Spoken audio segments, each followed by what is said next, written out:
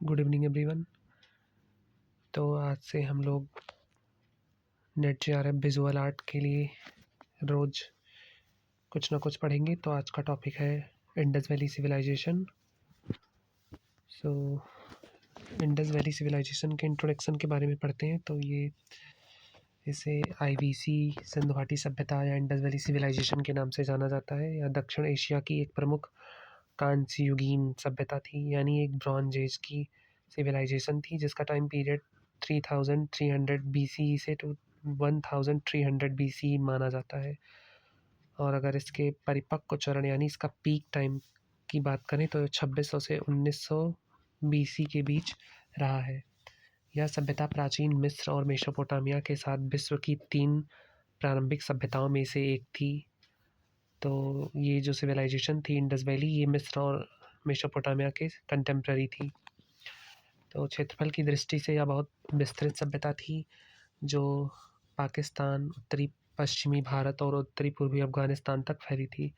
इस सभ्यता का मुख्य विकास सिंधु नदी के जलोढ़ मैदान एवं गग्गर हाकरा संभावित सरस्वती नदी के आसपास हुआ। इसे हड़प्पा सभ्यता भी कहा जाता है क्योंकि इसका पहला उत्खनित स्थल हड़प्पा था, इसलिए इसे हड़प्पा सभ्यता नाम दे दिया गया। परंतु जैसे जैसे और खोजें होती गईं तो इसके विस्तृत क्षेत्रफल का पता चला, तो इसलिए ये नाम बाद में सही नहीं हुआ। हड़प्पा और मोहनजोदड़ो की खोज 20वीं शताब्दी के प्रारंभ में भारतीय पुरातत्व सर्वेक्षण यानी एएसआई के कार्यों का परिणाम थी, जिसके प्रथम महानिदेशक अलेक्जेंडर कनिंघम थे। सिंधु घाटी सभ्यता से पूर्व प्रारंभिक हड़प्पा संस्कृतियां थीं, जिनमें मेहरगढ़ यानी बलूचिस्तान सबसे प्रमुख नवपाषाण स्थल माना जाता है, जहां से पाषाण काल समाप्त होता है, यानी नवपाषाण काल, वहीं से सभ्यताओं की शुरुआत होती है। परिपक्व हड़प्पा सभ्यता की अपनी सुनियोजित नगर योजना, पक्की ईंटों, उन्नत जल निकासी प्रणाली, जल आपूर्ति तथा हस्तशिल्प और धातु कर्म के लिए प्रसिद्ध थी। तो ये इसका मैप है कि इसका विस्तार कहाँ कहाँ तक था। तो ये भारत, पाकिस्तान, अफगानिस्तान के क्षेत्रों में इन प्रमुख नदियों के किनारे फैली थी, जिसमें इंडस रिवर, झेलम, चिनाब, रावी और सतलुज प्रमुख है। सभ्यताएं बेसिकली नदियों के किनारे ही विकसित हुई क्योंकि नदियों ने इंसानों के लिए अमूल्य संसाधन उपलब्ध कराए, जिससे उन्हें अपने उपयोग की सभी ज़रूरतमंद चीज़ें नदियों से उपलब्ध हो जाती थीं। सो अगले स्लाइड में जाएंगे तो ये मैप जो दर्शाता है कि सिंधु सभ्यता का व्यापार कितना बड़ा था, जो इजिप्शियन और मेसोपोटामियन सिविलाइजेशन से भी कनेक्टेड था। ये बेसिकली सी रूट से भी ट्रेवल करते थे और अर्थ रूट से भी।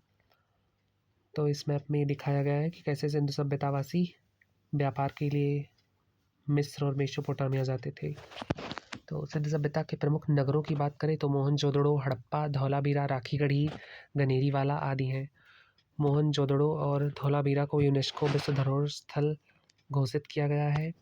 हड़प्पा सभ्यता की लिपि अभी तक अपठित है, इसलिए इसकी भाषा को लेकर विद्वानों में मतभेद है। इसी कारण से इसे आद्य ऐतिहासिक सभ्यता के अंतर्गत रखा जाता है, क्योंकि इसकी स्क्रिप्ट अभी तक पढ़ी नहीं गई है। कुछ विद्वान इसका संबंध द्रविड़ या इलामो द्रविड़ भाषा परिवार से जोड़ते हैं। लगभग 1900 ईसा पूर्व के बाद इस सभ्यता का पतन शुरू हुआ। पतन के संभावित कारणों में जलवायु परिवर्तन, आर्यन आक्रमण, नदियों का सूखना, मानसून में बदलाव, व्यापार में गिरावट, जनसंख्या दबाव आदि माने जाते हैं। पहले प्रचलित आर्य आक्रमण सिद्धांत को अब विद्वान अस्वीकार कर चुके हैं। ये पाकिस्तान और अफगानिस्तान में जो उत्खनन के फलस्वरूप स्थल प्राप्त हुए हैं, उनके बारे में है कि कौन से स्थल हैं और उसको किस वर्ष उसकी खोज की गई या उसका उत्खनन किया गया और उसके उत्खननकर्ता कौन थे और उसका वर्तमान स्थल क्या है और वो सभ्यता किस नदी के किनारे थी। तो सबसे पहले हड़प्पा सभ्यता, जिसका उत्खनन दयाराम साहनी ने 1921 में कराया।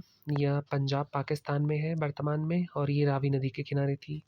तो दूसरी सभ्यता है मोहनजोदड़ो, जो 1922 में इसका उत्खनन आर डी बनर्जी ने कराया। यह सिंध पाकिस्तान में है, ये सिंधु नदी के किनारे है। फिर है सुतका गेंडोर, ये 1928 में इसका उत्खनन सर एरलस्टीन ने करवाया और ये बलूचिस्तान पाकिस्तान में है, दास्क नदी के किनारे है। फिर अमरी सिविलाइजेशन जो 1929 में एन जी मजूमदार ने इसका उत्खनन कराया, ये सिंध सभ्यता, सिंध यानी पाकिस्तान में थी, सिंध नदी के किनारे।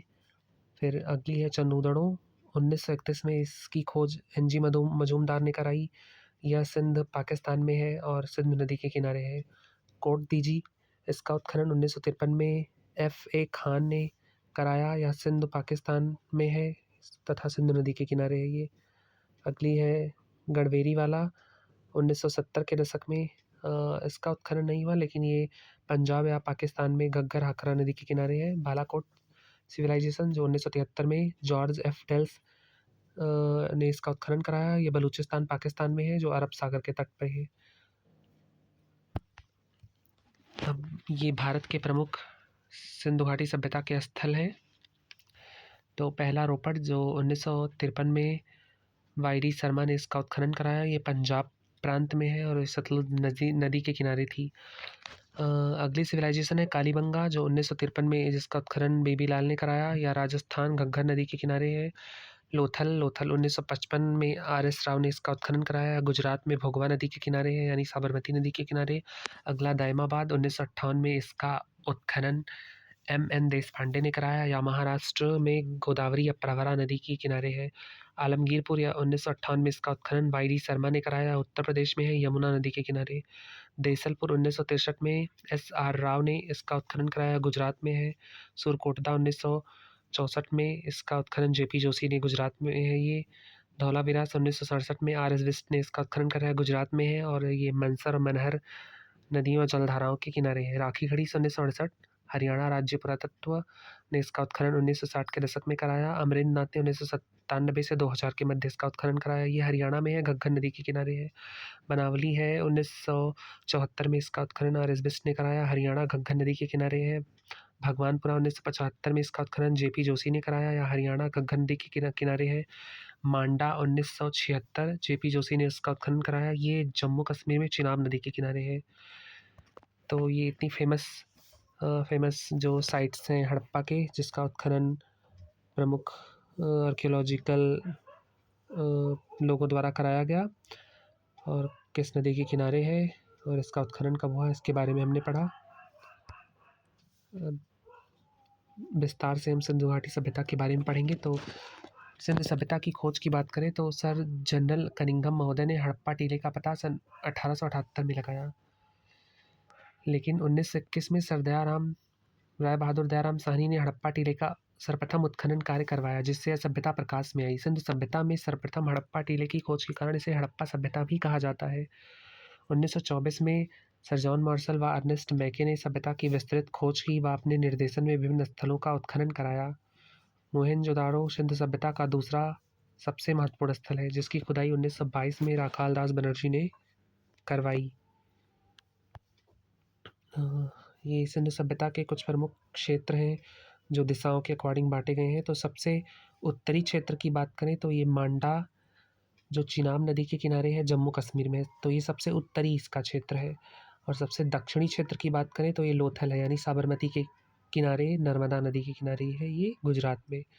सबसे पूर्वी स्थल है इसका आलमगीरपुर, ये जो हिंडन नदी के किनारे है, उत्तर प्रदेश में। और सबसे पश्चिमी सुतका गेंडोर है, जो दास नदी के किनारे बलूचिस्तान में है। अब सिंधु सभ्यता के काल निर्धारण यानी इसके टाइम पीरियड को लेकर विभिन्न विद्वानों में मतभेद है, तो सबके अकॉर्डिंग अलग अलग मान्यताएं हैं, लेकिन जो सबसे इम्पॉर्टेंट है वो रेडियो कार्बन डेटिंग यानी कार्बन 14 के अकॉर्डिंग जो एविडेंस या जो टाइम पीरियड मिला है वो सबसे मान्य है, वो सर्वाधिक मान्य माना जाता है। तो पहले विद्वान है माधव स्वरूप वत्स, इनके अकॉर्डिंग सिंधु सभ्यता का समय 3500 से 2500 ईसा पूर्व माना जाता है। दूसरे हैं मार्टिन व्हीलर, इनके अकॉर्डिंग 2500 से 1500 ईसा पूर्व माना जाता है। सर जॉन मार्शल के अकॉर्डिंग 2350 से 2750। डीपी अग्रवाल के अकॉर्डिंग 2350 से 1750, लेकिन कार्बन डेटिंग के अकॉर्डिंग 2350 से 1750 है। और एनसीईआरटी के अकॉर्डिंग 2550 से 1750। सर्वाधिक मान्य जो तिथि है रेडियोकार्बन डेटिंग द्वारा निर्धारित तिथि 2350 से 1750 को वर्तमान में सर्वाधिक मान्य माना जाता है। अब सिंधु सभ्यता के आकार की बात करें तो ये इसका आकार त्रिभुजाकार था और इसका कुल क्षेत्रफल ये फिक्स नहीं है, पर नेट जीआरएफ और टीजीटी पीजीटी के पेपर में ये क्वेश्चन आ जाता है। तो ये 12,99,600 वर्ग किलोमीटर मान लिया जाता है, पर जैसे जैसे इसकी खोजें होती गई इसका क्षेत्रफल बढ़ता गया। सिंधु एवं उसकी सहायक नदियाँ कौन कौन सी हैं? तो सिंधु की सहायक नदियाँ सिंधु नदी, झेलम, चिनाब, रावी, सतलुज, ब्यास है। तो ये सारी नदियाँ जिनके किनारे प्रमुख सभ्यताएं डेवलप हुई। सिंधु सभ्यता के बहुत से अन्य नाम भी थे, जैसे सिंधु घाटी सभ्यता, हड़प्पा सभ्यता, कांस्ययुगीन सभ्यता, मेलुहा सभ्यता। बेसिकली मेलुहा मेसोपोटामियन लोग जो थे वो इस सभ्यता को मेलुहा कहते थे। पकी हुई ईंटों की सभ्यता भी कहते हैं, क्योंकि पकी हुई ईंटों से यहाँ पर सिटी का पूरा निर्माण किया गया। अब सिंधु सभ्यता का नगर का विभाजन जो था वो सामान्यतः 2 स्तरों में किया गया था। पहला जो था वो पश्चिमी टीला यानी दुर्ग टीला जो सिटाडेल था, और दूसरा था पूर्वी टीला यानी नगर टीला जो लोअर टाउन था। तो इस तरीके से सिटी को मतलब प्लान किया गया था, सेट किया गया था कि जो दुर्ग टीला था वो ऊंचा होता था और जो पूर्वी टीला नगर टीला होता था वो लोअर होता था, वो नदी के पिछले या निचले इलाके में होता था। तो इस तरीके से बाढ़ से वो नष्ट हो जाता था, लेकिन जो दुर्ग टीला था वो बचा रहता था। तो धौलावीरा सिंधु सभ्यता का एकमात्र नगर था जिसका विभाजन त्रिस्तरीय रूप में हुआ है। तो इसमें 3 स्तरों में इसको बांटा गया है, बाकी सब नगरों के 2 स्तरीय विभाजन है। तो ये आईवीसी की नगर योजना यानी इंडस वैली सिविलाइजेशन की नगर योजना है। तो ये जो बड़े बड़े आर्किटेक्चर दिख रहे हैं ये सिटाडेल यानी दुर्ग टीले हैं, और जो लोअर टाउन दिख रहे हैं वो प्रॉपर सिटी है जो निचला टीला है जो नदी के उस छोर पे है। तो सिंधु सभ्यता के पूर्ण परिपक्व स्थल की बात करें तो इसमें मोहनजोदड़ो, हड़प्पा, लोथल, चंदूदड़ो, कालीबंगा और बनावली सबसे परिपक्व स्थल है, यानी सबसे बड़े स्थल जो अपने पूर्ण विकसित अवस्था में प्राप्त हुए थे। सिंधु सभ्यता के प्रमुख नगरों की बात करें तो हड़प्पा यानी हरियूपिया के नाम से भी इसे जाना जाता है, ये वर्तमान पाकिस्तान में है। हड़प्पा वर्तमान में मोंटगोमरी पाकिस्तान में स्थित है। इसे सिंधु सभ्यता की उत्तरी राजधानी कहा जाता है। हड़प्पा का प्राचीन नाम हरियूपिया है जिसका उल्लेख ऋग्वेद में मिलता है। इसका खोज और उत्खनन की बात करें तो हड़प्पा सभ्यता का सर्वप्रथम उत्खनन 1826 में चार्ल्स मेसन ने किया। इस स्थल की खोज सन 1878 में सर अलेक्जेंडर कनिंघम द्वारा की गई। सन 1921 में राय बहादुर दयाराम साहनी द्वारा हड़प्पा का उत्खनन कराया गया। हड़प्पा का नगर विभाजन 2 स्तरीय था, पश्चिमी या दुर्ग टीला यानी सिटाडेल, पूर्वी नगर टीला या लोअर टाउन। हड़प्पा सभ्यता से अगर प्रमुख प्राप्त अवशेषों की बात करें तो पूर्वी नगर टीला से प्राप्त प्रमुख अवशेष सबसे पहले तांबे गलाने का कारखाना मिला है, क्योंकि बहुत सारे स्कल्पचर के प्रमाण मिले हैं जो कॉपर और ब्रॉन्ज से थे, तो इनको गलाने के लिए इनको कारखानों की भी ज़रूरत पड़ती थी। दूसरा एविडेंस बर्तनों पर मछुआरों का चित्रण है। 33 फुट चौड़ा राजमार्ग है। तांबे का इक्का यहाँ से प्राप्त हुआ है। सूती कपड़े का टुकड़ा प्राप्त हुआ है। पक्षी का पिंजरा प्राप्त हुआ है। 6 कमरों यानी कुल 12 कमरों की पंक्ति में बना अन्नागार प्राप्त हुआ है जो हड़प्पा की सबसे बड़ी इमारत है। ये जो अन्नागार है यहाँ पर अनाज को प्रिजर्व किया जाता था, जो बेसिकली बाढ़ के टाइम पीरियड में लोगों को प्रोवाइड कराया जाता था, तो इससे अनाजों की आपूर्ति होती थी। यहाँ से इसके अलावा शंख पर बना बैल प्राप्त हुआ है। उर्वरता की देवी यानी मूर्ति जिसके गर्भ से पौधा निकलते हुए दर्शाया गया है, जो ये आप देख रहे हो स्कल्पचर लो रिलीफ में जिसके गर्भ से पौधा निकलता दर्शाया गया है, ये हड़प्पा से प्राप्त है।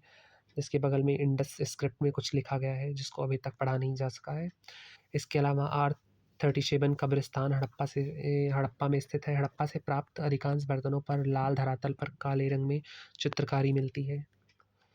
इसके अलावा हड़प्पा से 2 प्रमुख धड़ जो बहुत फेमस है यानी टोरसो प्राप्त हुए हैं। पहला जो है ये पुरुष धड़ जो आदिनाथ ऋषभदेव का प्रतिमान माना जाता है।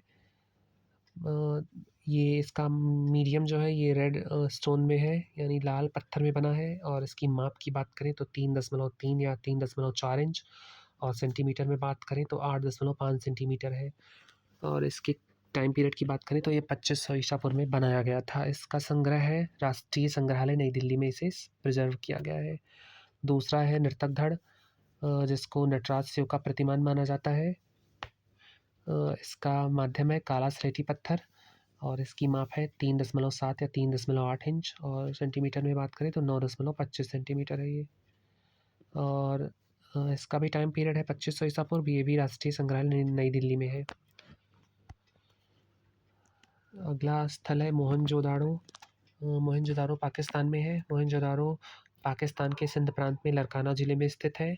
सिंधु नदी के दाहिने तट पर स्थित है। मोहनजोदड़ो का उत्खनन 1922 में राखाल दास बनर्जी के नेतृत्व में किया गया।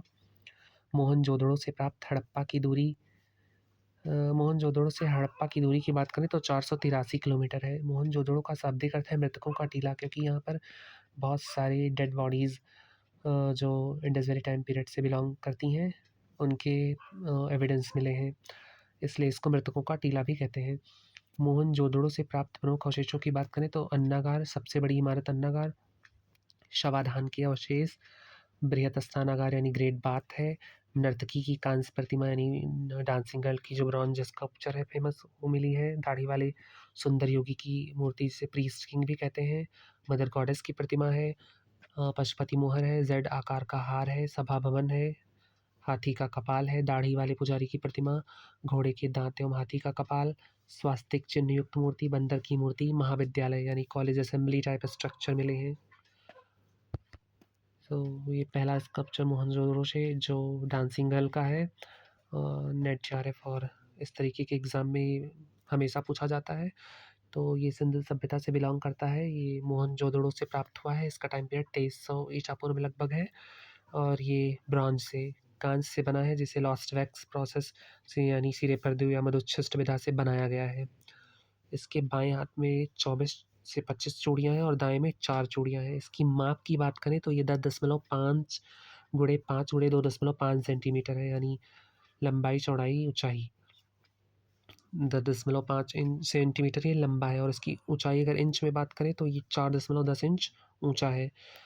इस स्कल्पचर की खोज 1926 में अर्नेस्ट मैके ने की थी। वर्तमान में यह राष्ट्रीय संग्रहालय नई दिल्ली में संग्रहित है। अगला स्कल्पचर प्रीस्ट किंग या पुजारी राजा का है, जो मोहनजोदारो से प्राप्त हुआ है। ये सिंध प्रांत पाकिस्तान से उत्खनन में प्राप्त हुआ है। इसका टाइम पीरियड अगर देखें तो 2000 से 1900 ईसा पूर्व माना जाता है। यह स्टेटाइट या घिया पत्थर या सॉफ्ट स्टोन से बनाया गया है। इसकी ऊंचाई 17.5 सेंटीमीटर है या 7 इंच। इसकी खोज 1925 या 26 में काशीनाथ दीक्षित ने की थी। वर्तमान में नेशनल म्यूजियम कराची या पाकिस्तान में है। इसके पाकिस्तान में होने का एक रीज़न ये भी है कि उस समय जब देश में भारत पाकिस्तान का बंटवारा हुआ, तो उन्होंने न्यूड फिगर, क्योंकि इस्लाम में ऐसा वर्जित है, तो उन्होंने इंडिया को दे दिया, और इन्होंने जो ये स्कल्पचर था इसको पाकिस्तान के नेशनल म्यूजियम में रख दिया।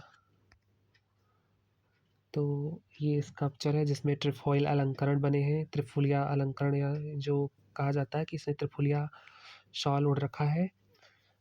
इससे पता चलता है कि उस टाइम पीरियड के सिंधवासी किस तरीके के वस्त्र या कैसे कढ़ाई बुनाई का उन्हें कैसे ज्ञान था, इसके साक्ष्य इस स्कल्पचर से प्राप्त होते हैं। अगली प्रतिमा है मातृ देवी की प्रतिमा। तो ये मातृ देवी की प्रतिमा टेराकोटा से बनाई गई है। इसकी जो निर्माण विधि या टेक्निक है वो पिचिंग मेथड से बनाई गई है। पिचिंग मतलब चिकोटी से ऐसे छोटे छोटे हाथों से मिट्टी के टुकड़े को ऐसे फिक्स किया जाता है। तो बेसिकली इसकी माप देखें तो सेंटीमीटर में 22 सेंटीमीटर है, यानी 8.8 इंच लंबी है ये। इसका संग्रहालय है राष्ट्रीय संग्रहालय नई दिल्ली। अगर इसकी विशेषता देखें तो यह प्रतिमा टेराकोटा माध्यम में बनी है। प्रतिमा के सिर पर पंखेनुमा एवं कपनुमा आकार की टोपी या मुकुट बना हुआ है। इसे उर्वरता एवं मातृत्व का प्रतीक माना जाता है। तो बहुत ही प्रिमिटिव फेशियल फीचर हैं इसके। आँखों के स्थान पे गोल मिट्टी के टुकड़े रख दिए गए हैं। होठ को अलग से चिपकाया गया है, और जो भी अलंकरण है वो पिचिंग मेथड से ऊपर से लगाए गए हैं। अगली मदर गॉडेस की एक प्रतिमा है, जिसके अकॉर्डिंग देखा जाता है कि कैसे उस टाइम पीरियड की जो वुमेन्स थी वो कैसे ज्वेलरीज को पहनती थी, या फिर कैसे उनका फैशन सेंस था। इसके बारे में इन स्कल्पचर से जानकारी मिलती है। नेक्स्ट आर्किटेक्चर है बृहद स्नानागार या ग्रेट पाथ, जो मोहनजोदड़ो की सर्वश्रेष्ठ इमारत है। इसकी माप की बात करें तो ये 39x23x8 है, और अगर मीटर में देखें तो 11.88x7.01x2.43 मीटर है। बृहद स्नानागार को सिंधु सभ्यता की सबसे महत्वपूर्ण इमारत माना जाता है। सर जॉन मार्शल ने इस स्नानागार को तत्कालीन विश्व का आश्चर्यजनक निर्माण कहा। इस स्नानागार के पूर्वी दिशा में कुषाणकालीन स्तूप प्राप्त हुआ है, जो आप इमेज नंबर 1 में इस स्नान या ग्रेट पाथ के ऊपर देख सकते हो। और ये इसका सेकंड इमेज जो है, ये इसके प्लान की इमेज है, जो बेसिकली एआई जनरेटेड है। तो ये दिखाती है कि कैसे इंडस वैली सिविलाइजेशन के लोग या मोहनजोदाड़ो के लोग इस बात का यूज करते थे, और ये जो रूम बने हैं चेंजिंग रूम थे बेसिकली। नेक्स्ट इमेज है मोहनजोदड़ो के ग्रेट बाथ की, जो दिखाता है कि कैसे स्टेयर्स बने हैं जिसमें वो उतर कर मोहनजोदड़ो वासी स्नान करते थे। और नेक्स्ट इमेज इसके प्लान की इमेज है। इसकी चौड़ाई दिखाता है जो 7.1 मीटर है, और लंबाई इसकी 11.89 मीटर है। जो इसकी गहराई थी वो 2.44 मीटर थी। उत्तर और दक्षिणी दिशा में सीढ़ियाँ बनी थीं आने जाने के लिए। नेक्स्ट इमेज है जेड हार की, और हड़प्पा से प्राप्त लघु आकार की मन्नत की मूर्तियाँ या खिलौने लगभग 2500 ईसा पूर्व, जिनमें जेबू बैल या एक गाड़ी और एक मुर्गी की मिट्टी की मूर्तियाँ भी शामिल हैं। तो इस तरीके के खिलौनों का प्रचलन था वहाँ पर, जो मिट्टी से या पकी हुई मिट्टी के थे। अगला इम्पॉर्टेंट स्कल्पचर पशुपति मोहर है। इसे बेसिकली शिव का प्रतिमान माना जाता है, पर यहाँ पर किसी भी धर्म का एग्जिस्टेंस होने से नकारा गया है, तो इसलिए इसको कोई देवता ना मानकर संभवतः किसी पुरोहित की इमेज माना जाता है। तो इसका माध्यम था स्टेटाइट या घी या पत्थर या सेल खड़ी पत्थर। इस मोहर में पालथी मारकर बैठे मानवाकृति को दर्शाया गया है। यह आकृति 3 मुख वाले देवता या त्रिमुखी के रूप में चित्रित है। देवता के सिर पर 3 सींगों वाला मुकुट दर्शाया गया है। इसमें पशु आकृतियाँ की बात करें तो दाहिनी ओर हाथी एवं बाघ हैं, जो आप देख सकते हो। दाहिनी तरफ हाथी और बाघ है, बाईं ओर गैंडा और भैंसा है, नीचे एक हिरण की इमेज बनी है। इसे आद्य शिव और पशुपति शिव से जोड़ा जाता है। पशुपति शिव जो 2500 से 2400 ईसा पूर्व मोहनजोदाड़ो सिंधु सभ्यता से प्राप्त हुआ है, स्टेटाइट से बना है, क्षार से लेपित और पक्की हुई इसे पकाया गया है। बेसिकली ये राष्ट्रीय संग्रहालय नई दिल्ली में संग्रहित है। इसके ऊपर इंडस की स्क्रिप्ट में कुछ लिखा गया है जिसे पढ़ा नहीं जा सका है आज तक। कुछ अन्य मोहरे भी हैं जिनका आप इस इमेज में देख सकते हो कि कैसे वो वहाँ पर यूनिकॉर्न ज़्यादा प्रचलित थे, तो इनका स्कल्पचर मोहरों पे ज़्यादा मिला है। सिंधु सभ्यता में लगभग 1200 से 2000 मोहरें प्राप्त हुई हैं। सर्वाधिक मोहरें सेलखड़ी की बनी हैं। मोहरों का आकार प्रायः वर्गाकार है। मोहरों की औसत मोटाई जो होती थी वो 1.5 इंच है। सभ्यता की सर्वाधिक जानकारी मोहरों से प्राप्त होती है। मोहरों पर सर्वाधिक अंकन पीपल के वृक्ष का अंकन है। एक सींग वाले बैल यानी यूनिकॉर्न का अंकन है, जो एक काल्पनिक पशु था। इसके कोई एविडेंस नहीं मिले हैं। सर्वश्रेष्ठ आकृति कला, अगर सर्वश्रेष्ठ मोहर की बात करें तो कुंवरदार बैल का मोहर सबसे फेमस है, जिसे हम बुल भी कहा जाता है। मोहरों की माप की बात करें तो 2.8 गुणे 2.8 गुणे 1.5 इंच माना जाता है। इसके अलावा 2.5 गुणे 2.5 गुणे 1.5 इंच भी था। 2.4 गुणे 2.4 गुणे 1.5 इंच भी था। ये कुंवरदार बैल या हम्प्ड बुल का जो मुहर या सील है, ये बहुत फेमस है। 2 सींग वाले बैल और शिलालेख वाली मुहर, जो 2110 ईसा पूर्व में निर्मित किया गया था, स्टेटाइट पत्थर से बना है। इसका कुल आकार 2.3 गुणे 3.2 गुणे 3.2 सेंटीमीटर है। क्लीवलैंड म्यूजियम क्लीवलैंड में है, यानी अमेरिका में है। नेक्स्ट इमेज जो हड़प्पा कालीन बाट यानी तराजू के बारे में परिचित कराती है, जो राष्ट्रीय संग्रहालय नई दिल्ली में है। ये टिकरे पर नाव का रेखाचित्र या नाव का रेखांकन है जो बहुत फेमस है। इससे पता चलता है कि सिंधुवासी नाव से भी परिचित थे और उनका व्यापार या व्यापारिक संबंध मेसोपोटामिया और इजिप्शियन सिविलाइजेशन से भी था। तो ये दिशा काका board with the direction finding birds model of Mohenjodaro शील 3000 BCE मैरीटाइम हेरिटेज गैलरी में प्रिजर्व है, जो इंडियन म्यूजियम न्यू दिल्ली के आसपास है। अन्य महत्वपूर्ण खोजें जो मोहनजोदड़ो से थी वो टिकरे यानी मिट्टी पर नाव का रेखांकन है, जो आप इस इमेज में देख सकते हो। टेराकोटा बैल की प्रतिमा भी यहाँ से मिली है। अगला स्थल धौलावीरा जो गुजरात या भारत में है। इसका मैप आप देख सकते हो। ये मोहनजोदड़ो के निचले हिस्से यानी भारत में गुजरात के कच्छ के पास है धौलावीरा और लोथल। धौलावीरा गुजरात का एक प्रमुख स्थल है। धौलावीरा सिंधु सभ्यता का एकमात्र नगर था जिसका विभाजन त्रिस्तरीय विभाजन था, जबकि अन्य सिंधु नगरों का विभाजन 2 स्तर पे था। धौलावीरा का नगर विभाजन दुर्ग टीला था, मध्य टीला था और नगर टीला था। ये सिंधु सभ्यता के धौलावीरा से प्राप्त उस टाइम पीरियड के अक्षरों के अकॉर्डिंग लिखा गया एक साइन बोर्ड माना जाता है। अगर ये पढ़ लिया जाएगा तो इससे पता चल जाएगा कि वास्तव में धौलावीरा का उस समय क्या नाम था या फिर ये क्या लिखा गया है। इसके बारे में ये जानकारी मिल जाएगी इस साइन बोर्ड से।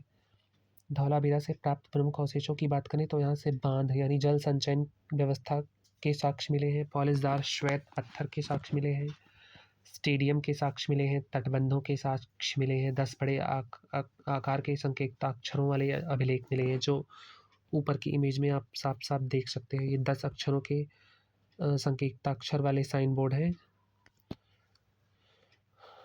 और ये धौलावीरा से कुछ आर्किटेक्चर है, कुओं के आर्किटेक्चर है। और ये संभवतः एक बात है जो धौलावीरा से प्राप्त हुआ है। वर्तमान में धौलावीरा भारत में सिंधु सभ्यता का दूसरा सबसे बड़ा स्थल है। इसे 2021 में यूनेस्को विश्व धरोहर सूची में शामिल किया गया। इस नगर में किलेबंदी के स्पष्ट साक्ष्य मिले हैं। सिंधु सभ्यता का सबसे नवीनतम नगर भी माना जाता है और ये बहुत डेवलप भी है।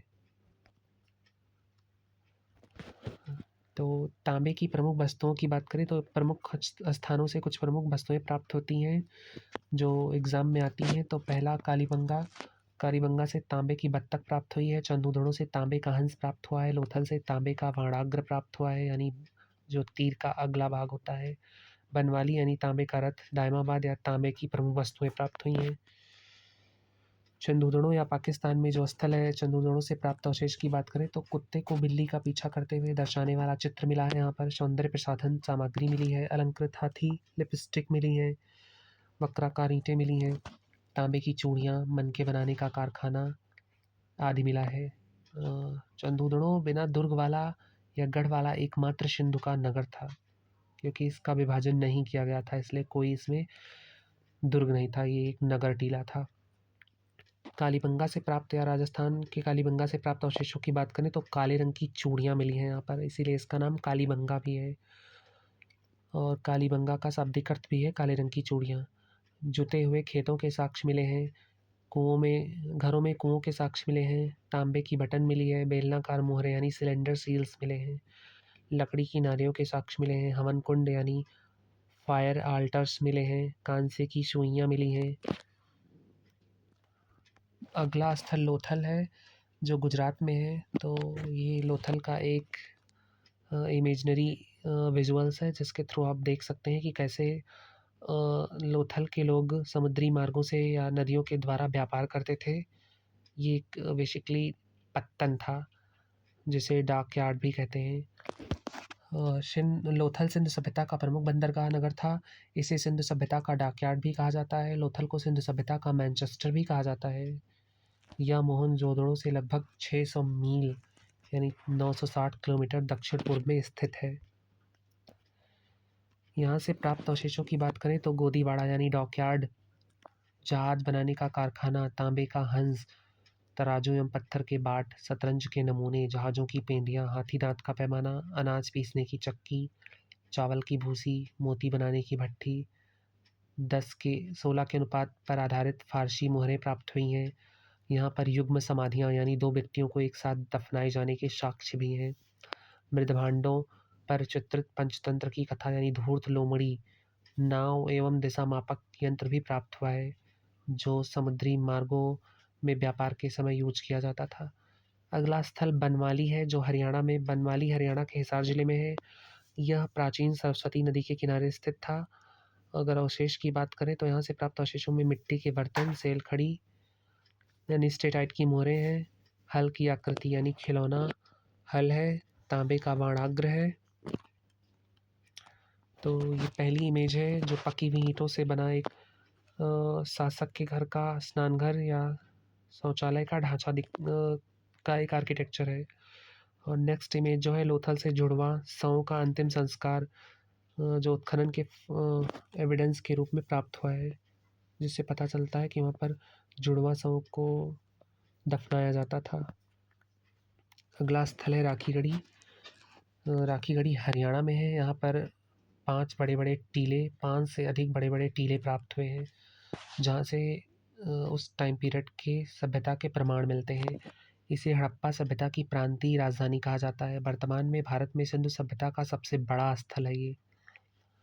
तो ये आप जो इमेज देख रहे हो, ये भारत के राखीगढ़ी स्थित हड़प्पा कालीन कब्रिस्तान पर पुरातात्विक और मानव शास्त्रीय अध्ययन यानी एंथ्रोपोलॉजिकल स्टडी के जो फोटोग्राफ्स हैं, ये दर्शाते हैं कि कैसे आर्कियोलॉजिकल साइट पे जो आर्कियोलॉजिस्ट हैं वो एक्सकवेशन कर रहे हैं। नेक्स्ट स्थल है दायमाबाद, जो महाराष्ट्र में है। से प्राप्त अवशेष की बात करें तो तांबे का रथ है, तांबे के हाथी की मूर्ति है, तांबे के घोड़े की मूर्ति, और उसके अलावा मीताथल भी हरियाणा में है। यहाँ से शंख की चूड़ियों के अवशेष प्राप्त होते हैं। आलमगीरपुर उत्तर प्रदेश में है। यहाँ पर रोटी बेलने के चौके के प्रमाण मिले हैं। ये राखीगढ़ी से मिला एक महिला का कंकाल है, जो राष्ट्रीय संग्रहालय नई दिल्ली में है। इसने अपने हाथों में संभवतः शंख की चूड़ियाँ पहन रखी हैं, जिससे पता चलता है कि एक महिला का स्केलेटन है।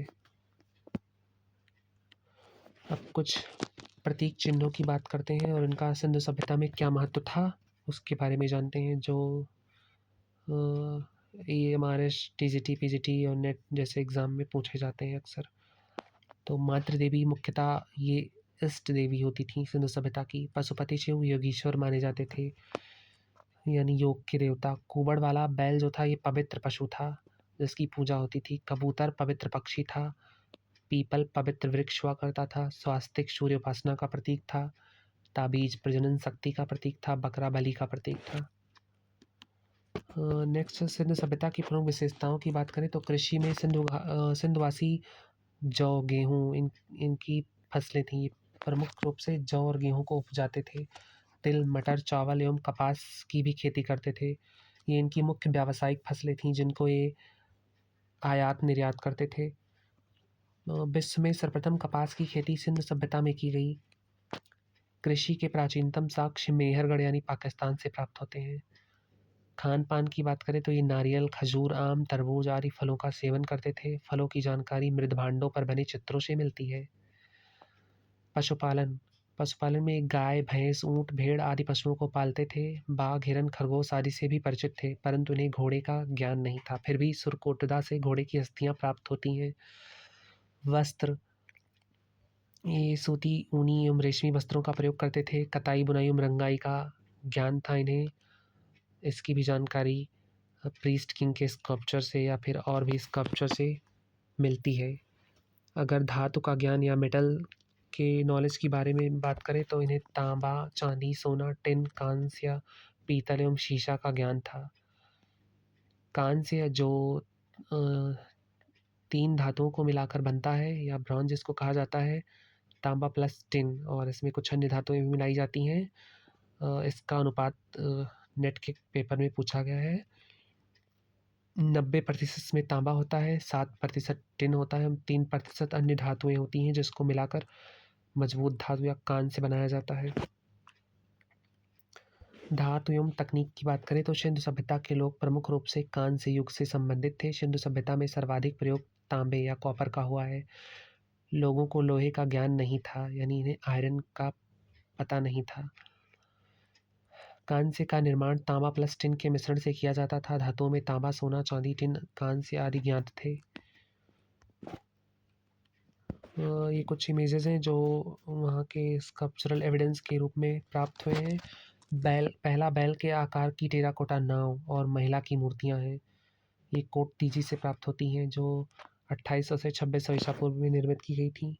अगला है दैमाबाद में मिले खजाने से कांस्य की उत्तर हड़प्पा कालीन मूर्तियाँ लगभग 2000 ईसा पूर्व। ये प्रिंस ऑफ वेल्स मुंबई में है। अगला मृदभांड या मिट्टी के बर्तन है। सिंधु सभ्यता में मिट्टी के बर्तनों के प्रचुर प्रमाण मिले हैं। बर्तनों पर लाल रंग का लेप चढ़ाकर काले रंग से चित्रकारी की गई है। अधिकांश बर्तन चाक से बनाए गए हैं। शव पात्रों यानी फ्यूनररी पॉट्स पर मयूर का चित्रण यानी मोरों का चित्रण सर्वाधिक मिलता है। चित्रकला संबंधी सर्वाधिक जानकारी मृदभांडों से मिलती है। इस इमेज में आप देख सकते हो कि कैसे मिट्टी के बर्तनों को, पके हुए मिट्टी के बर्तनों को लाल रंग से रंग कर उसके ऊपर काले रंग से चित्रकारी की जाती थी, जिसमें ज्योमेट्रिकल पैटर्न्स या पीकॉक या फ्लोरल मोटिव्स या फिशेस के इमेजेस पेंट किए जाते थे। तो ये अनुष्ठानिक पात्र 2600 से 2450 ईसा पूर्व में निर्मित टेराकोटा से निर्मित है, जो काले रंग से चित्रित किया गया है। इसकी माप है 49.53 गुणे 25.4 सेंटीमीटर। ये Los Angeles county art museum America में संग्रहित है। मूर्तिकला की बात करें तो सिंधु सभ्यता में कुल 18 प्रमुख प्रतिमाएं प्राप्त हुई हैं। पकी मिट्टी की मूर्तियां चिकोटी या पिचिंग मेथड से बनाई गई थीं। हड़प्पा सभ्यता की श्रेष्ठ कला कृतियां मोहरों पर उत्कीर्ण आकृतियां हैं। एक श्रृंगी वृषभ यानी सेल खड़ी से प्राप्त एक श्रृंगी वृषभ का जो सील्स है वो भारतीय संग्रहालय कलकत्ता में सुरक्षित है।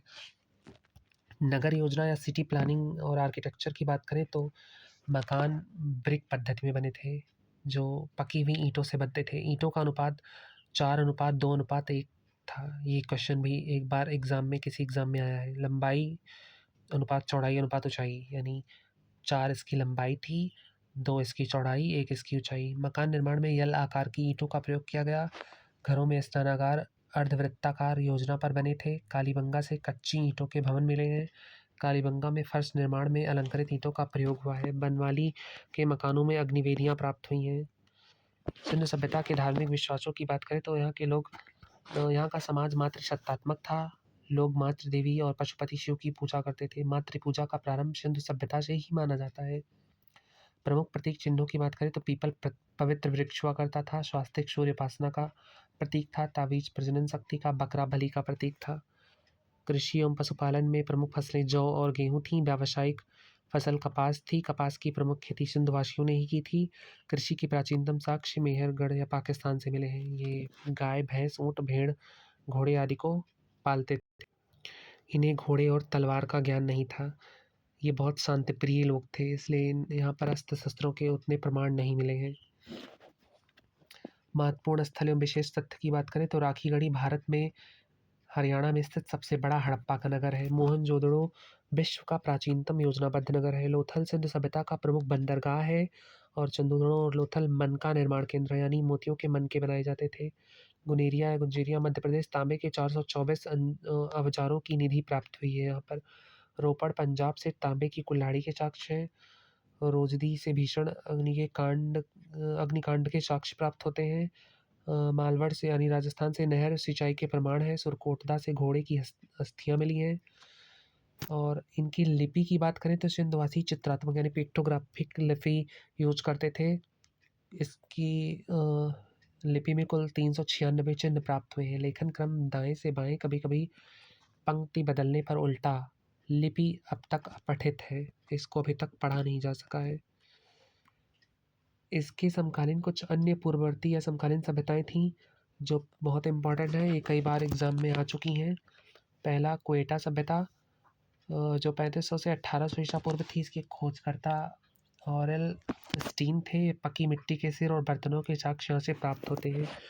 दूसरी है झोप सभ्यता जो 4000 से 2500 ईसा पूर्व इसका टाइम पीरियड माना जाता है। ये झोप नदी के किनारे बलूचिस्तान में पाई गई थी। यहाँ पर कुंवरदार सांड की प्रमुख मूर्तियाँ प्राप्त होती हैं। अगली सभ्यता है कुल्ली में ही सभ्यता, जो 2800 से 2000 ईसा पूर्व तक मानी जाती है। अगली है झुंकर झांकर सभ्यता, जो 1500 ईसा पूर्व में थी। इसकी खोज 1932 में एनजी मजूमदार ने की। यहाँ भूरे रंग के मृदभांड और पकी हुई मिट्टी की मूर्तियाँ प्राप्त होते हैं। इम्पॉर्टेंट बात यह है कि ये सभी स्थल, ये चारों पांचों स्थल पाकिस्तान में है वर्तमान में। सिंधु सभ्यता का इसके बाद पतन हो गया। इसके पतन के पीछे प्रमुख सिद्धांत दिए गए हैं। तो इनमें प्रमुख सिद्धांतों में हम पहला आर्यन आक्रमण सिद्धांत पढ़ते हैं, जिसको मार्टिन व्हीलर ने 1953 में बताया कि सिंधु सभ्यता आर्यों के आक्रमण के कारण इसका पतन हो गया, परंतु बाद में इसको अस्वीकार कर दिया गया। क्योंकि इन कंकालों का पुनर्मूल्यांकन 1994 में केनेथ कैनेडी ने दिया, जिससे उन्होंने स्पष्ट किया कि मोहनजोदड़ो के कंकालों पर चोटों या हिंसा के प्रमाण नहीं है, बल्कि कोई प्राकृतिक दुर्घटना से इनकी मौतें हुई हैं, जैसे बाढ़, सूखा, इस तरीके की चीज़ें। कब्रिस्तान या संस्कृत, इस उत्तर हड़प्पा संस्कृत में कुछ प्रतीकों को वैदिक विश्वासों से जोड़ा गया, पर कोई ठोस प्रमाण नहीं मिले कि ये लोग हड़प्पा नगरों के विनाशक थे। कुछ लोग जलवायु परिवर्तन को सिंधु सभ्यता के पतन का कारण मानते हैं, क्योंकि उस समय गंभीर सूखा और शीतलन ने सिंधु सभ्यता को कमज़ोर कर दिया। कुछ लोग घग्गर हाकरा नदी को सूखना इस सभ्यता के विनाश का प्रमुख कारण मानते हैं कि कमज़ोर मानसून की वजह से नदी प्रणाली बहुत प्रभावित हुई और बाढ़ आधारित कृषि अस्थिर हो गई, जिससे उन लोगों को पलायन करना पड़ा। निरंतरता और सहअस्तित्व, हड़प्पा, उत्तर हड़प्पा और वैदिक काल के बीच सांस्कृतिक ओवरलैप पाया गया। बाद हड़प्पा संस्कृतियाँ, कब्रिस्तान, एच और गेरू रंग के मिट्टी के बर्तन, संस्कृति में हड़प्पा तत्वों की निरंतरता दिखाई देती है। दाह संस्कार के प्रारंभिक प्रमाण मिलते हैं। आनुवंशिक अध्ययन 2019 में पाया गया कि राखी गढ़ी से प्राप्त जीनोम में स्टेपी या अनातोलियन वंश नहीं मिला है, जिससे बाहरी आक्रमण की बजाय स्थानीय विकास का संकेत मिलता है। प्रमुख महत्वपूर्ण प्रश्नोत्तरों की बात करें तो जो पिछले ईयर के प्रमुख एग्जाम्स में आए हुए हैं, तो पहला क्वेश्चन है सिंधु घाटी के जड़हार की खोज कहाँ से हुई थी, तो इसका उत्तर है लोथल से। दूसरा, सिंधु घाटी सभ्यता से प्राप्त अधिकांश आभूषण किससे बने थे, तो पत्थर के मोतियों से। अगला है धौलावीरा किस काल से संबंधित है, तो सिंधु घाटी सभ्यता से। सिंधु घाटी की वास्तुकला मुख्यतः किससे बनी थी, तो पकी हुई ईंटों से। सिंधु घाटी की कांस्य मूर्तियाँ किस धातु से बनाई गई थी, तो ये लॉस्ट वैक्स प्रोसेस या मोम ढलाई विधि से बनाई गई थी। अगला क्वेश्चन है अलंकृत मृदभांडों पर अलंकरण किसके बने हैं, तो ज्यामितीय आकारों के। अगला क्वेश्चन है सिंधु घाटी सभ्यता किस काल से संबंधित है, तो ये आदि ऐतिहासिक या आद्य ऐतिहासिक प्रोटो हिस्टोरिक काल से संबंधित है। यूनिकॉर्न या एक सींग वाला बैल, इसकी छवि सिंधु घाटी के मोहरों से मिली है। पीपल वृक्ष पकड़े दो स्त्रियां वाली मोहर कहाँ से मिली है, तो ये चंदूदड़ों से मिली है। हड़प्पा संस्कृत में रॉक कट वास्तुकला कहाँ पाई गई, धौलावीरा में। अगला क्वेश्चन है किन साक्ष्यों के कारण सिंधु सभ्यता को पूर्व आर्य सभ्यता कहा जाता है, क्योंकि लिपि और तांबे के प्रयोग के कारण, जो एकदम आर्यों की सभ्यता से अलग है, क्योंकि उनकी लिपि को पढ़ा गया है, यानी वैदिक लिपियों को पढ़ा जा सकता है, लेकिन पूर्व आर्यन सभ्यता यानी सिंधु सभ्यता की लिपियों को अभी तक पढ़ा नहीं गया है। दायमाबाद स्थित है गोदावरी नदी के किनारे। घोड़े के प्रारंभिक अवशेष या किस स्थल से मिले हैं, तो सुरकोटदा से। सिंधु घाटी कला के चित्र मुख्यतः किस पर पाए जाते हैं, तो मिट्टी के बर्तनों पर। सिंधु घाटी में क्या खोजी गई है, तो मोहरे। अगला क्वेश्चन है सिंधु मोहरों पर प्राय किस पशु का अंकन मिलता है, तो बैल का, क्योंकि बैल उनके लिए बहुत पूजनीय था। सिंधु घाटी सभ्यता का काल क्या था, तो 2500 से 1500 ईसा पूर्व। ये उस विकल्प के अनुसार ये सही हुआ है। धौलावीरा किस राज्य में स्थित है, गुजरात में। एप्लीक तकनीक का प्रयोग किस में किया गया, तो टेराकोटा मूर्तियों में। राजस्थान में समकालीन सिंधु सभ्यता का स्थल कौन सा है, तो आहड़। अगला क्वेश्चन है सिंधु घाटी सभ्यता को जानने का प्रमुख स्रोत क्या है, तो पुरातात्विक उत्खनन, जिसके आधार पर इस सभ्यता का पता लगाया गया। मोहरों का उपयोग किस उद्देश्य से होता था, तो व्यापार के लिए। मोहरें व्यापार के लिए उपयोग की जाती थी।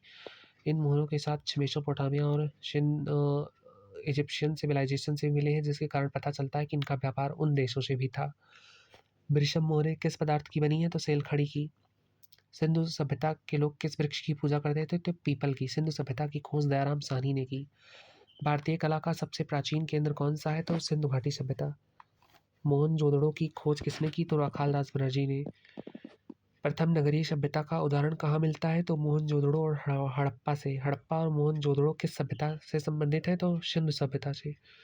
प्रथम धातु मूर्ति किस सभ्यता से मिलती है? तो सिंधु सभ्यता से मिलती है। अगला क्वेश्चन है, लोथल और कालीबंगन किस काल के स्थल है? तो हड़प्पा कालीन। अगला क्वेश्चन है, कालीबंगा का शाब्दिक अर्थ है? तो काली रंग की चूड़ियाँ। अगला है, लोथल किस रूप में प्रसिद्ध है? तो बंदरगाह के रूप में। लोथल स्थित है गुजरात में। हड़प्पा से प्राप्त पुरुष धड़ किससे बना है? तो चूना पत्थर से। हड़प्पा सभ्यता किसके लिए प्रसिद्ध है? तो ईंटों के प्रयोग के लिए। अगला है, लोथल और धौलावीरा स्थित है? तो भारत में। हड़प्पा सभ्यता का हिस्सा नहीं है बौद्ध मंदिर। हड़प्पा संस्कृत का नगर नहीं था गिरिनगर। पक्षी का पिंजरा कहाँ से मिला है? तो हड़प्पा से। अगला क्वेश्चन है, सूती कपड़ों के साक्ष्य मिलते हैं हड़प्पा से। सिंदूर लगाने की परंपरा भी हड़प्पा से जुड़ी हुई है। वर्तमान में हड़प्पा सभ्यता का अधिकांश क्षेत्र पाकिस्तान से है। हड़प्पा सभ्यता की सबसे बड़ी विशेषता क्या थी? नगर नियोजन। इंडस वैली का संबंध किससे है? तो हड़प्पा सभ्यता से है। हड़प्पा के बर्तनों पर सामान्य रंग कौन सा है? तो लाल रंग। हड़प्पन सभ्यता किसे कहते हैं? तो सिंधु सभ्यता को। अगला है, पशुपति शिव की मुहर कहाँ से मिली है? तो मोहनजोदड़ो से। मातृ देवी की मूर्ति कहाँ से मिली है? तो मोहनजोदड़ो से। डांसिंग गर्ल की मूर्ति कांस्य में बनी है। मोहनजोदड़ो शब्द का अर्थ है मृतकों का टीला। मोहनजोदड़ो के खंडर किस नदी के तट पर है? तो सिंधु नदी के किनारे। अगला क्वेश्चन है कि मोहनजोदड़ो की कलाकृतियाँ किस वर्ग से संबंधित है? तो उच्च वर्ग से। मोहनजोदड़ो का विशाल स्नानागार किसका उदाहरण है? तो सार्वजनिक स्नान व्यवस्था का। नर्तक धड़ किससे संबंधित है? तो टेराकोटा से। नाचती हुई लड़की और दाढ़ी वाला सिर कहाँ से मिले हैं? तो मोहनजोदड़ो से। डांसिंग गर्ल मूर्ति राष्ट्रीय संग्रहालय नई दिल्ली में है। मोहनजोदड़ो की सीलें किससे बनी है? तो सेलखड़ी से। पशुपति मुहर किसे दर्शाती है? तो पशुओं से घिरे योगी शिव को दर्शाती है। मोहनजोदड़ो कितनी बार नष्ट हुआ बाढ़ से? तो 7 से अधिक बार नष्ट हुआ। न 7 बार न 7 से कम, 7 से अधिक बार नष्ट हुआ है। पुजारी राजा का वक्ष कहाँ से मिला है? तो सेलखड़ी पत्थर से। किससे बना है? तो सेलखड़ी पत्थर से। दुसाला ओढ़े योगी की मूर्ति मोहनजोदड़ो से प्राप्त होती है। प्रथम धातु निर्मित नर्तकी कहाँ से मिली है? तो मोहनजोदड़ो से। सिंधु सभ्यता का प्रमुख स्नानागार कहाँ मिला है? तो मोहनजोदड़ो में। स्नानागार के पूर्व में स्थित स्तूप किस काल का है? तो कुषाण काल का। अगला क्वेश्चन है, प्रथम कांस्य प्रतिमा किसकी है? तो नृत्यांगना की। पशु आकृति युक्त मोहरें कहाँ से मिली हैं? तो मोहनजोदड़ो से। सिंधु सभ्यता की कला में श्रेष्ठ माध्यम क्या था? तो मुहर कला। सिंधु सभ्यता में सर्वाधिक चित्रांकन किस पर मिला है? तो मृदभांडों पर। सिंधु सभ्यता की लिपि कैसी थी? तो चित्रात्मक थी। सिंधु सभ्यता के लोग किस धातु से परिचित थे? तो लोहे से। अगला है कि कपास की खेती कहाँ हुई? तो सिंधु सभ्यता में। मन का निर्माण का प्रमुख केंद्र लोथल था। कालीबंगन किस नदी के किनारे है? तो प्राचीन सरस्वती नदी के किनारे, जो विलुप्त हो गई है। सिंधु सभ्यता मातृसत्तात्मक थी या किसने सिद्ध किया, या किससे सिद्ध होता है? तो मातृ पूजा या मातृ देवी की प्रतिमाओं से या उनकी पूजा से। सिंधु सभ्यता की सबसे श्रेष्ठ मूर्तिकला कांस्य की नृत्यांगना या ब्रॉन्ज की डांसिंग गर्ल। सिंधु सभ्यता में नगर 2 भागों में बटे थे, दुर्ग और निचला टीला। सिंधु सभ्यता की अर्थव्यवस्था का आधार कृषि और व्यापार था। सिंधु सभ्यता की पहचान किससे होती है? तो नियोजित नगर, मोहरे और मानकीकृत ईंटों से। तो ये सिंधु घाटी सभ्यता का पूरा सिलेबस जो था वो कंप्लीट हो गया है। इसके अलावा इससे और क्वेश्चन नहीं बनते हैं। जो भी पूछे जाएंगे यहीं से पूछे जाएंगे। धन्यवाद।